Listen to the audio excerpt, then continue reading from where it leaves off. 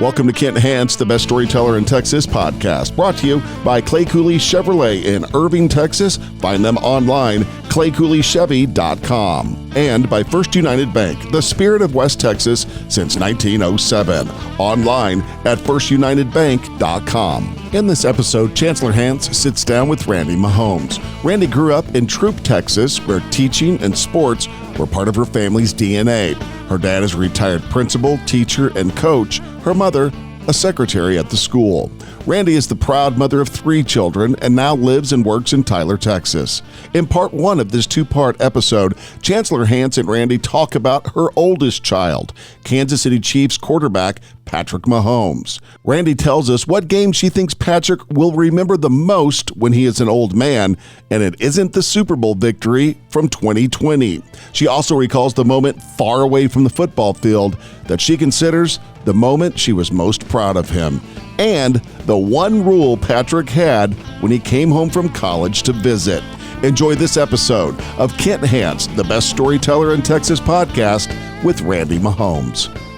Let's talk a little about your children and let's talk about Patrick. Okay. At what point in his life did you realize he might be an exceptional athlete? Well, I was really young when I had him, blessed to have him changing my world. And I honestly had never changed even a diaper when I had him. I was the youngest of, all of my family and just never had that responsibility. And so he grew up and everything that he touched was a ball. To me, I'm like, that's what everybody does, Right, because I didn't know any different. And so everywhere we went, whether it was a gumball out of a gumball machine, I would give it to him to eat, and he would be like, catch. Or it would be Easter, and it would be an Easter egg he would find, and he would say, catch. And it was just a nonstop. And I knew he was very good, very, very talented. Of course, he got it all from me, and I was just thinking that's Sure. just what I was into sports, and his dad obviously was into sports, and I grew up in a sports family. So to me, that was just something that happened. I guess whenever he was about 3, I would notice he was better than other kids his age, and he knew how to play the game. What was the first organized sport? Did he play soccer? Or was Soccer. It, okay. Mm-hmm. He did. That was the first one I can sign him up for. So he did soccer. He did a little karate, anything that I could get him in. And then we did, t-ball. Right. He was playing on a 5 and 6-year-old t-ball team when he was 3, and he knew more of the game. And I just kind of thought, well, that's what he's around. Right. A lot in his life. So, I Which just he had been. He had been. You but didn't recognize that natural talent. I didn't really as much. recognize it just because I just thought he was good. He gets it. Now that I look back and remember when he was 5, me allowing him to catch batting practice for major league teams at 5 years old, I'm like, what was I thinking? I think I was a bad mom. Oh my goodness. And he and I have talked about that when his sister had turned 5. Can you imagine her being out there? That was you, and I have videos of it. And I'm like, what in the world? And at that time there were different major league players that would come up to me or my ex-husband and say, how do you get him to do that? And to me, I'm like, how do you get him to stop? Yeah. It was everywhere He wanted we went. to do it, no matter what. We he could be loved at the dinner. challenge. We could be, at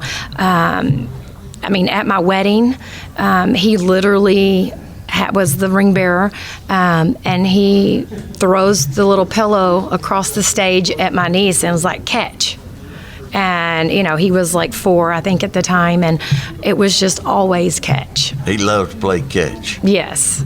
And I laugh because even when he comes home, he likes to lay on the floor and throw things up in the air, and he used to use my TV. And I would always get on to him, you don't throw anything against the TV. I mean, he would do it soft, but he would just throw it.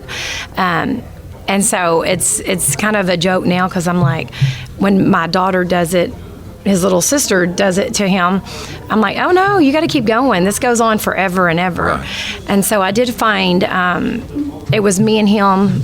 I always used to say it was me and him against the world. We were always traveling and doing stuff. And I learned while I was reading or watching TV that I would, instead of throwing it at him, I would throw it behind me because it would give me a little bit more time to finish the chapter of book I was reading. And I always say, like, his crazy throws, he gets those from me because I would just throw it over my head or throw it to the side, and he would somehow know, like, could see where I was throwing it and run and get it, but I was doing it just to give me a little bit more time. That sidearm pass that he's going to his left and throws back to his right, which he's phenomenal at, and it's noted that they may need to call that the Randi Mahomes pass. It should be that because there's times that I'll see things and they're like, why does he do that? And I'm like, I mean, he probably just does it because he want to make complete a pass. But I would do that to him for hours, whether in a hotel room or at our house and he never got tired of it. And I got very tired. He never got tired. And and that's just something that I would call him. Me and my girlfriends would say he was the Energizer Bunny because he kept going and going and going, and it was just something that I just got used to. Sure. But other well-known baseball players would come up to me or his dad and be like, my son just wants to play video games. How do you get him to do this daily? And, talk him into it. And I'm like, the only way I can punish him is to ground him from, like, the ball or, practice. Like, if, even as he got into elementary and middle school, if he was in trouble, I would say, well, then you're not going to be able to practice with your team. Because, you take away what's important to them, and I would be like, you're going to sit. I'd take him, but he'd have to sit and watch. Right. I never did a game because I felt like, we're a team, we need to be together. But even his coaches, I would say, he's going to watch, he's in trouble, but I want him to, because I knew that would sting the most, so. That's good. When he got to high school, what was he playing? Baseball and basketball were his two, loves and his two sports that, I really felt like he was going to be a baseball player. He grew up around it, and that was his love. And his dad had been a pitcher. Yes. Right. And so and he played, and they, his teams did really good. He, got on some select teams. His 8th grade year, I believe, it was 8th grade year, they went to the Junior League World Series. They won the American, and they lost against China, but it was like a really, it was exciting, and a core group of guys, of kids his age. And so that was something, I have little things he drew in preschool that said, I'm going to be a baseball player. I'm going to play, baseball.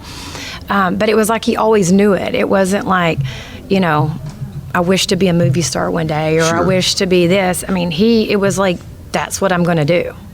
Yeah, and it wasn't questions, just when. Yes. Now, football was never a question, never, ever. He tried it once, really the first year I started working at Holly Tree, and for one, it was too much for me as a mom to be able to take him to. And it was 3 days a week, and I was like, what have I got myself into? And then he turned out not liking it. He didn't like football. What year was he in school when he first played football? We tried like a little peewee football when he was about, I think, in 4th grade. It lasted about 2 weeks. And for one, they wouldn't let him have the position he wanted. What do you want? Quarterback. I wanted him to be a receiver so he could score the touchdowns. Right. But he wanted to be quarterback. And so he has never quit anything, and I never would let him quit anything. But that one, it was just too much for my work schedule and, parenting. Like, I couldn't keep up with it. Sure. And plus, ultimately, he didn't like it. And so I was like, I can't, And so he, we just never really thought about it again until, when in 7th grade, when they had it in school, like, that's just something in Texas or my family, you play every sport. And so he still never firmly got the position. And his junior year, right before he started, he told me he didn't want to play football anymore. And Wow. I talked him into staying only because I knew he would be so bored sitting in the stands with the students and doing that. So I talked him into staying, and sometimes I'm like, should I have? I mean, I love where he's at now, but seeing your kid live their dream is priceless. Sure. But football's scary, Well, it is, and especially if your son's a quarterback, those defensive tackles and defensive ends, they can be very cruel. Yes, they're not my favorite positions. No. What did he play? You said he didn't play Pee Wee after that, but did he play in the 7th or 8th or 9th grade? He did play 7th and 8th. Him and his very best friend split the quarterback position. And I'm like, I just wanted the coach to choose one. But they always split it almost identical. And then in high school, he played safety on defense, and he hated it. That was his freshman year. He was good because he was smart about it, and he would read. And he started. Yes, he started, but he was backup quarterback. But the coach at the time never even gave him one play that whole season to have an opportunity. Even if we were winning, he never gave him the opportunity, and it was so discouraging. And then him and his best friend had to, try again, and they split it. It was like they were both so good, and even to this day, Patrick's like, he could have went to Division I too. He was really good too. It was just, finally Patrick won the position after the beginning of his junior year, and honestly, that's when he fell in love with football. Sometimes I don't think it's football. He fell in love with the fans.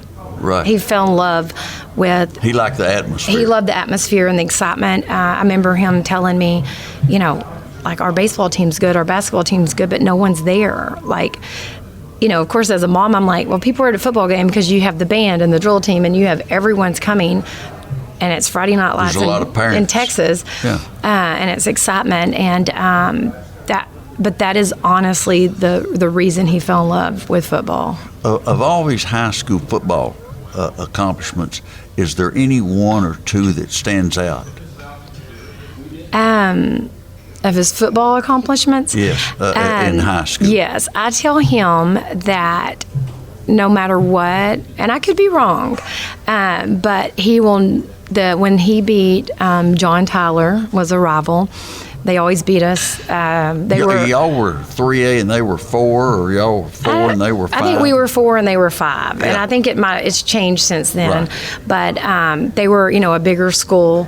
It was a huge rival, and his senior year, amazing game at our home stadium, and we beat them. And I tell them to this day, I'm like, if any game you talk about, that's going to be one that, and when you're 50 years old, you're going to say, remember that time we beat John Tyler? I don't know. Did he have a great game that game? He did. He did have a great game. It was a close game. It was exciting. It was fun. And, of course, winning's always fun. But that was one that I think it'll go down like the Super Bowl, that he will not forget. Sure. Yeah. Basketball. He was a great basketball player. Yes. And they did well in basketball. Yes. And anything that stands out of his basketball playing days that you remember? I think he really, really loved basketball. It's something that he has done, his entire life. That's one of my favorite sports. So, of course, your kids, you're going to push them towards something you love. But he loved it. I think he was very mature for his age, and like an old soul, I guess. And he knew he wasn't built like NBA players. And he just felt like that wasn't going to be an option for him. Right. Even though I think if he would have he never concentrated on one sport ever up until his second year at Tech. And so, I think if he would have concentrated on it, he would be doing basketball now, and it would have been a focus. With football, it was not ever something that we focused on. he would literally, football season would start, and that's the day he'd pick up a football. When football season, the very last game, he would put it down, and the next day he would start basketball. Like, he'd be at a game, never touch a football again until the next season. Right. So it wasn't like he ever practiced on that. Now, he would practice baseball in between or have little weekend games, even basketball, but football was something that just wasn't something he ever dreamed of doing, right, that I ever knew about until his junior year and his senior year. And still I was like, there's no way, well, in baseball, now, did he, at one time he thought about being a pro baseball player? Well, he did pretty much his whole life. That was his dream. And he did, have scouts in high school. I think that should change, because I don't think any 17, 18-year-old kid should have to deal with those questions. Right. Their senior year in high school, having to deal with, scouts coming in and interviewing them and asking them, their life, goals. But, for him, it was like, I'll do that, but it'll be later. I want to go to college. And he wanted to go to college to do both. Right. Mm-hmm. Now, it came down to college recruiting. Where were the major offers? Where were the offers that he received? He really didn't receive a whole lot of offers. I hear all kinds of things, and unless it happened without me knowing, he received, things from Rice and Harvard, which I was like, go to Rice, like, oh my goodness, or Harvard, like, wow. Right. But he was going because he wanted to play, and, he wanted to concentrate on, and this was baseball, maybe football, I can't remember exact. He got letters from a lot of college, but not actual offers. He went and visited the Longhorns. They wanted him as safety, and he knew that was not it. Like, right, that was the reason he almost quit, playing and football, because he didn't want to play on defense. And so he really, he would get an offer for baseball, but he really didn't. Tech was like his place. Like, we had went to College Station when Cliff Kingsbury was there, or right before, he was moving. And sometimes I think if he was still there, we would have ended up there. But I think, God had a plan. Well, he did. The thing that impressed me, Kingsbury told me that he said, I coached Johnny Manziel, mm-hmm, and this kid's got more potential. Mm-hmm. I'm thinking, yeah, sure. Yeah. And he did, mm-hmm, and Johnny Manziel was a great player. Mm-hmm. But Patrick has redefined the game. And but the thing that has impressed me, he hadn't changed. I was in Houston for the Tech Houston game, mm-hmm, and he came to my suite, mm-hmm, to look me up and say hi. Yes. That impressed me, mm-hmm, and that he remembers who he is, mm-hmm, and he remembers where he's from, and I think a lot of that goes back to you, and in the things you taught him, and your faith, your personal, mm-hmm, faith, and that let's talk about that just a moment. You are a person of faith. You worship, mm-hmm, and you took him to church. I did. My mother always took me to church. She said, he's bound to learn something, sooner or later. I think me and your mom would have agreed. Y'all would have been right on. Literally, I will say, when you asked me, like, a moment that I'll never forget, or that he won't forget, my proudest moment of anything he's ever done was when he got saved. I felt like, I did what God wanted me to do, and that's the moment that's my very proudest moment, seeing him be baptized and become a Christian. Yeah. That is the moment, that's my very proudest moment of, my children, Right. And so, but, I always pray for them. And so whenever, I say, we're so blessed because, and I remind Jackson, I remind Mia, like, you're so blessed. Like, you got to look at, how you live. And when you get down, like, remember your blessings. And for Patrick, I'm Mama Bear, and I want my son, to listen to me even when they're in college or grown. And it's kind of been hard for me. You've told him that when he's 70 or 75, you're still going to Well, he tells me all the time, he's like, you're the only person mad at me. And I'm like, I'm not mad. It doesn't matter if I'm 90 and you're 70. I'm still going to be the one person in your world that's going to tell you to get it together or to do something. And I think he kind of understood that. I think now that he's a parent, he maybe understands a little bit more. But I know when he was in college, every time he would come home, which is not a lot when you're, busy with sports and school, we would argue because I would get my feelings hurt because he'd want to spend time with his friends like most kids his age, and I'd want to have a little time. So it got to the point that I said, I don't care if I see you while you're in town. I don't even have to know, but if I do, you don't have to come over and visit. This was like, it's kind of a joke now, but this was a God thing. Right. No matter what, you better be at church on Sunday before you go back. Because we would argue and he would say, I'm never coming back. And we would just argue. And it was because I just miss my child. And so I said, you better be at church. And so he might walk in late, but he would be there. He was there. And the couple of times he wasn't, he knew, like mom's going to be upset, but I thought if I couldn't teach him something the days he was in town, that he could hear something from, God at church. And so the first time that I went down to watch a game in Lubbock, we went to church that next Sunday. Do you remember which church you went to? It was a Baptist church, I believe, but it was really close to like the stadium. It was probably First Baptist. It was really close, and I remember we went, and he took me. And that was a moment that I was like, okay. But he, I didn't realize they still had to watch film the next day and all of that after a game. And so he's like, I got to rush after this.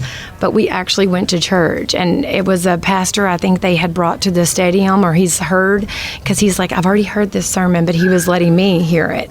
And it's still something that I, encourage him about. The preacher there is Bobby Dagnall, who is also the chaplain for the football team. So that's probably, he had heard him speak on a certain subject, and he thought it was great that you could join him. And both but it was so nice to be able for him to take me, because he knew, and it was his idea. I didn't, ask him like, are we going to go to church, but he's like, we're going to go. This is a great place. And so, and it's sad sometimes because in the off season, they did go to church on Easter, but I'm like, it's kind of hard for him to go anywhere and just be normal. Well, I know when he came by my suite at the football game and then left, and I mean, it's just hard for him to walk 10 feet without somebody coming up, and he's always so polite and so nice about it.